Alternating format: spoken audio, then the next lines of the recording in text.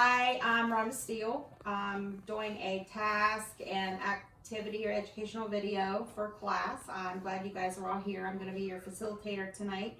I am from Public Partnerships. I'm here to tell you about the personal option program with waiver, and I understand that you guys all currently have a loved one that is here on traditional service. I'd like to go around the room.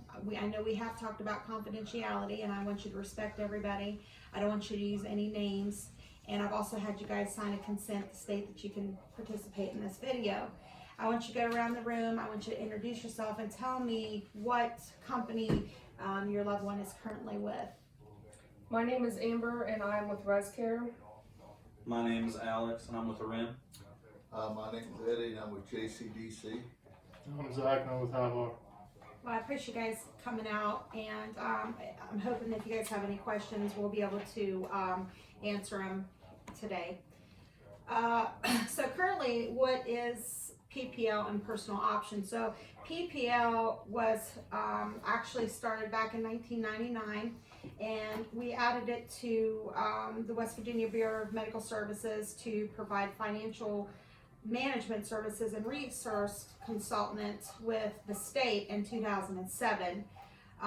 In 2007, we started with about 15 participants, and we have grown to about 875 participants today.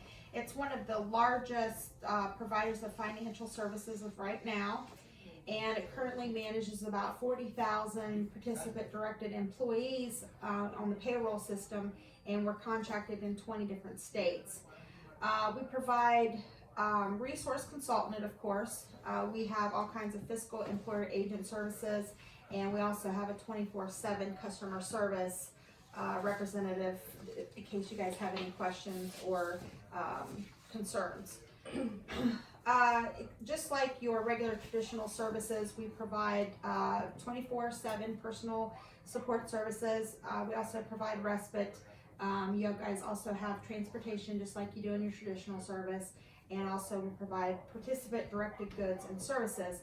Each member continues to still have about $1,000 per their IPP year for vehicle and home requirements, just like your regular traditional.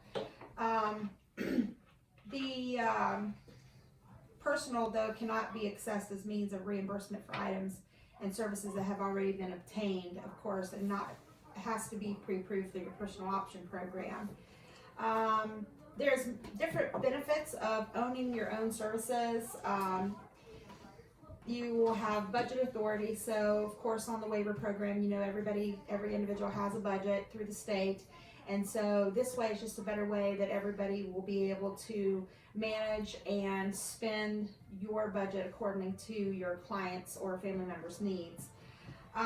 And you also will have employer authority, so you'll be able to hire and fire your own workers, determine your own workers' schedules and work hours, and you get to decide how much to pay your workers within a minimum wage medicated rate service, which is currently at like $9.88 an hour at this point in time.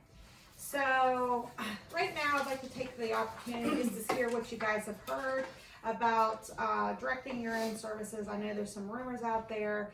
I've been trying to clarify some of those, so if you guys have any questions, please feel free to ask them at this time.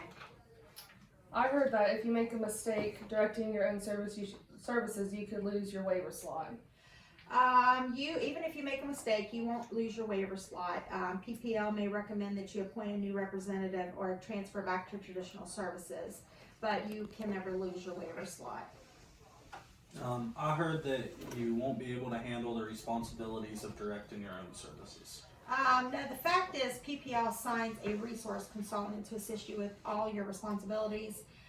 You also may appoint a representative to help you with your responsibilities.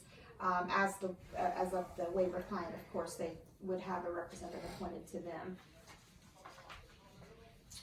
I heard you can only access participant-directed services if you're unable to obtain services through a traditional service provider. Participant-directed services are available to all of the IDD waiver members except those that live in homes that are licensed by OFLAC, of course.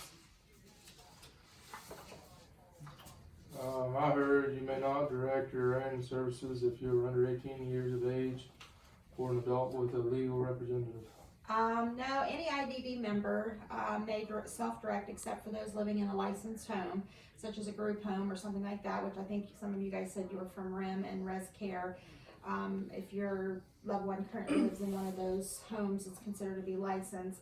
Some members may be required to then have the assistance of one of those representatives appointed to you. So you could actually be a representative for your loved one that is from that particular home. Is it true that if you choose to direct your services, you will lose your benefits, including Social Security income? The service model you choose doesn't impact your benefits that you receive. Your workers' wages may impact their benefits, but the same is true for workers that are employed by traditional providers as well. So, depending on how many hours that's needed, then we might have to ask for more of a budget. If you change to a participant-directed service model, you won't be allowed to return to the traditional model. That's not true. You can actually change your service model at any time for any reason. You just contact your service coordinator, and PPL will actually assist you in transferring back to prevent any gaps in services. So you can switch back and forth at any time. So if you choose to direct your own services, your individualized budget amount will be decreased? No, your individual budget amount is not affected by the service model you choose. Directing your own services doesn't alter your ability to negotiate the amount of your individual budget. It's given to you based on your loved one's needs. If you choose to direct your own services, you will receive cash for your participant-directed budget. No, personal options participants do not receive cash. They exercise budget authority over annual budget directed budgets. So everybody will get a paycheck. You'll be on a payroll. So if you choose personal options, will your workers be employees of PPL? No, your workers will actually be employed by the program member. So say your loved one is the member, they will actually be considered to be their own boss. So, or that particular representative. PPL only acts as agents of the employer for payroll and tax purposes. So if you choose to direct your own services, you will not be allowed to keep your existing workers. No, that's not true. You can hire your existing residential habilitation, adult companions, and respite workers if they choose to work for you and meet all qualifications. So just like a company, they have to have, if they have a driver's license, they have to provide insurance. We still do background checks. Same qualifications needed for traditional services. If you choose to personal options, your legal guardian will no longer be allowed to be paid for providing services to you. No, legal guardians are not restricted from being paid workers, only under certain circumstances and with safeguards may a participant appointed representative also be a paid worker. So your workers' hours and wages will be cut if they choose to work for you instead of working for a traditional provider agency. No, personal option services are not subject to cap on traditional services. If you decide what your workers' wages and hours are going to be, they may work 40 hours, but they're not ever eligible under this program for overtime pay.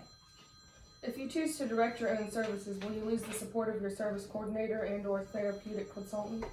The self-directing members may continue to access all your traditional services, including service coordination, therapeutic consultant. So say your loved one choose to do the personal options program, then they can also keep, who'd you say you was with, RIM? Mm-hmm. They can also keep RIM as their service coordination, or they can keep the therapeutic consultants that is actually with RIM if they happen to like those services. So if you direct your own services, your workers will have to pay more taxes. No, your workers' taxes will not increase unless you choose to pay them a higher wage or increase their hours at any time.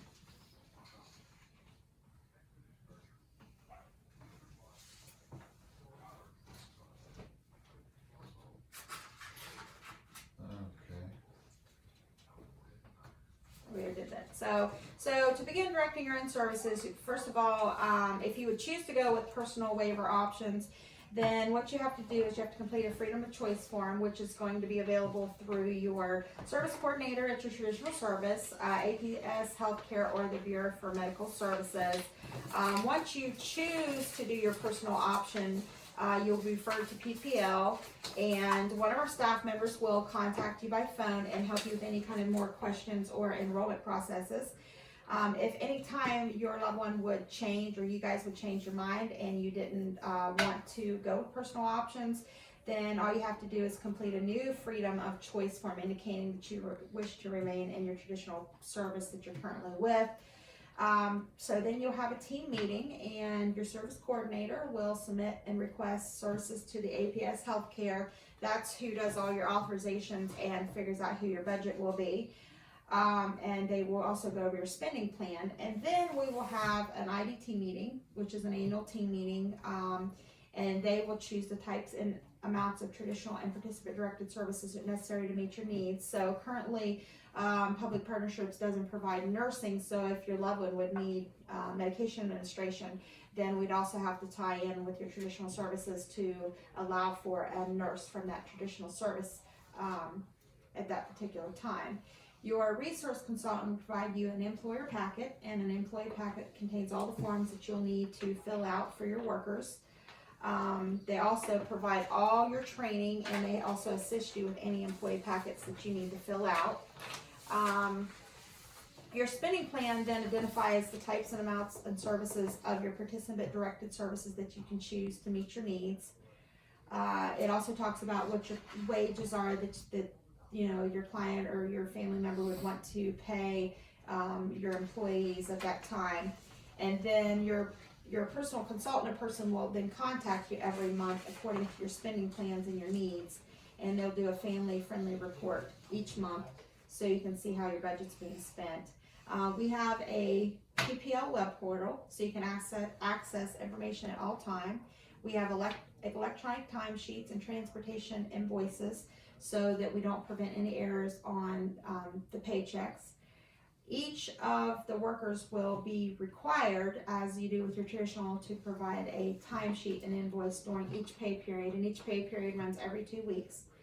If you receive therapeutic consultant or behavioral professional services, then your workers may also be required to do any kind of documental training. So if we have a behavior support plan like you do in your traditional services, then they'll be required to keep a behavioral log.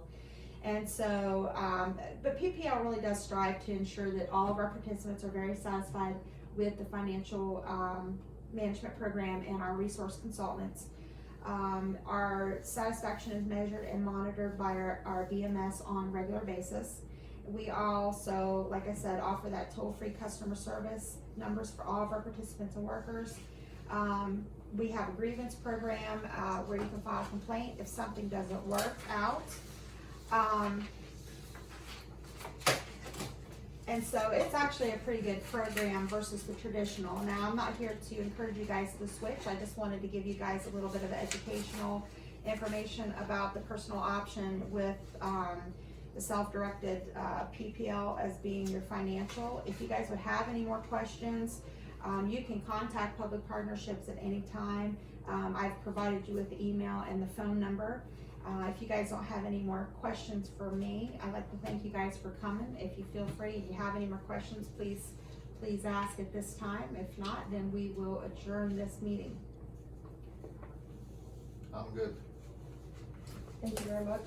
Yep. Thank you.